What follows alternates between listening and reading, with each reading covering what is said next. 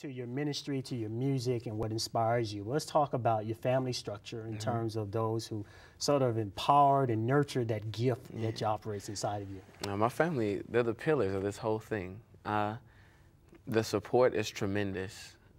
It's definitely a huge testimony, but the ministry has brought my family together. It's a family movement, it's a family business. Soundwalk Music Group, independent label, who is pushing the whole thing. My mom and manager, Kim Walker. My dad, Larry Walker, he's financing this whole deal. My sister, Kiana Ray Latson, Ray, she does my styling and my clothes, so if you like that, you know, that's her. Yeah. And my sister, Lakeisha, she sings background for me, soprano, and it's all right there. We just rock it out like that. Wow, that's beautiful. I know some of your music, and I was listening to, and I was wanting to know what inspires your lyrics, what empowers you, especially at a young age as you are, man, to be on fire for God and to be able to use the gift of God that's inside of you. Talk a little bit about that aspect of your life.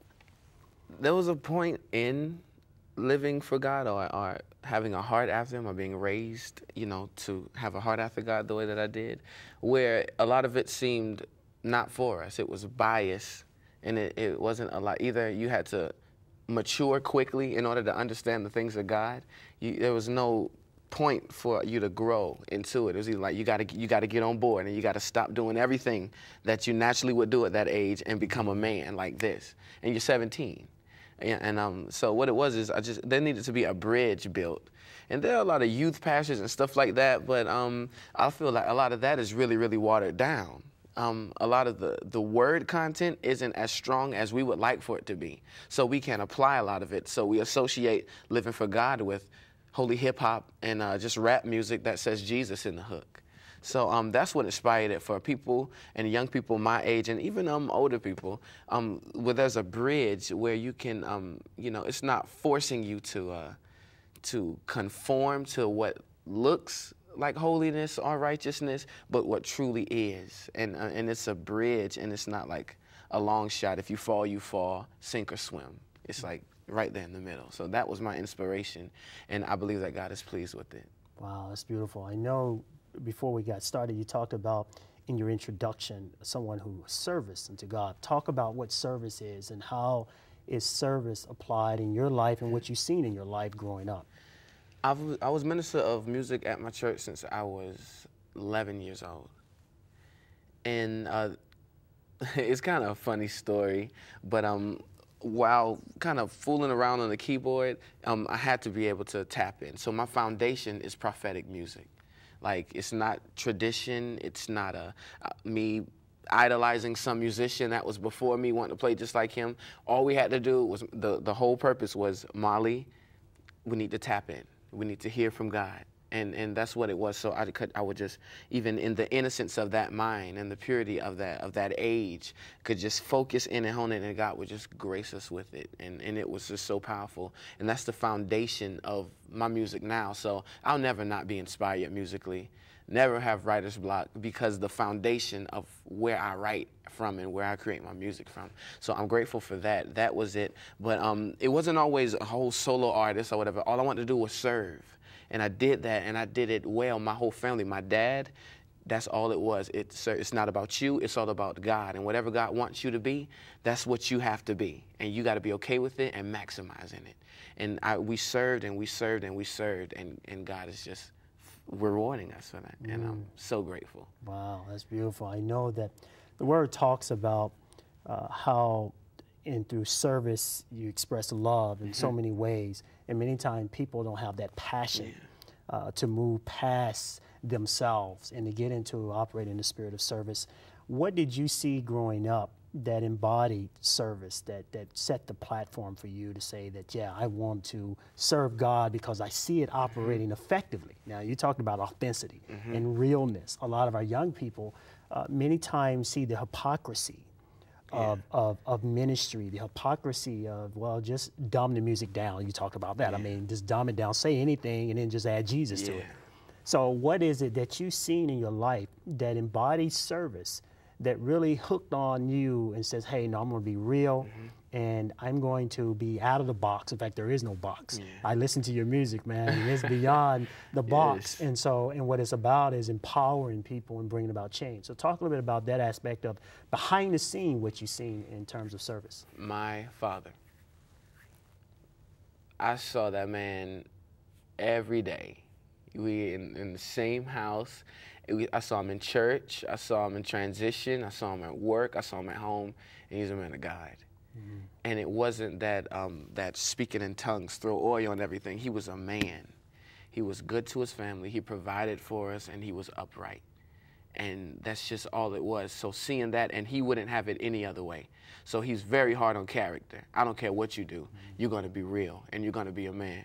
And like, it'll be like I'll minister, or when I was young, I'll get finished singing, and people will be like, oh my God, this little guy is awesome, and all this stuff. And my dad would be like, it's what you do at home. Anybody could do what you just did on stage.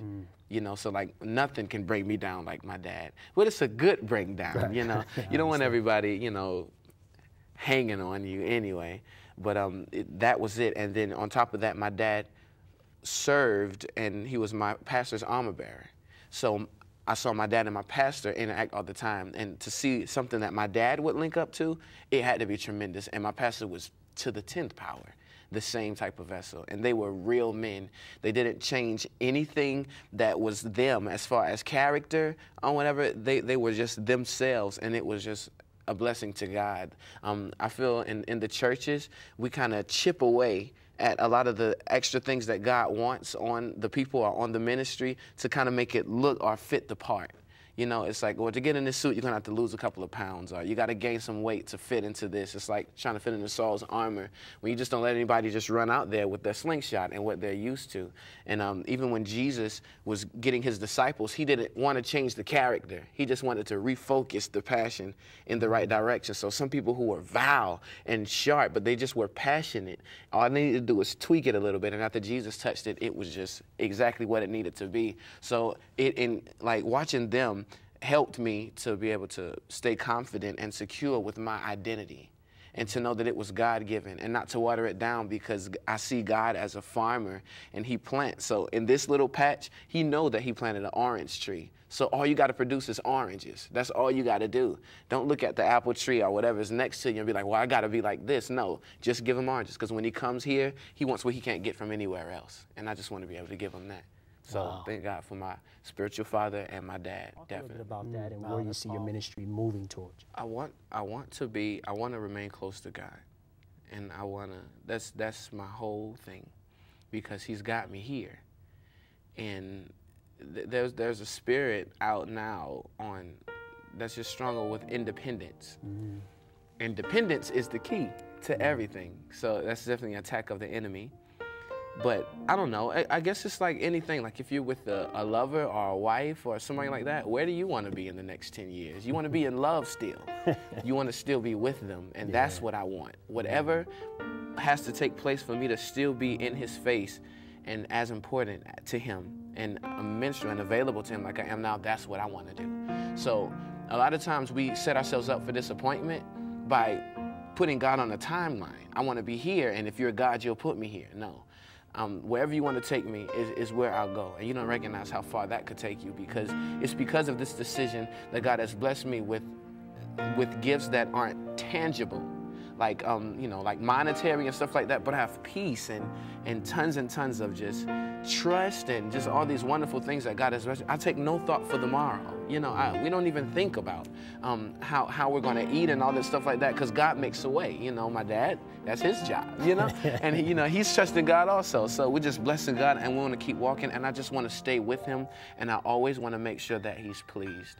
There was a question that was asked on an interview that I was on in the UK, and like, if you could ask God one question, and you know, like face to face, and I will ask him, are you happy? Are you pleased? And that's my priority, and as long as he's that, I'm good. It doesn't matter where my career goes, because these things are fickle. Names and CDs and songs, all you got to do is fall one time and you're done. and then you'll be ministering to people trying to get on the incline to get back to where you were. So I've never started it for people.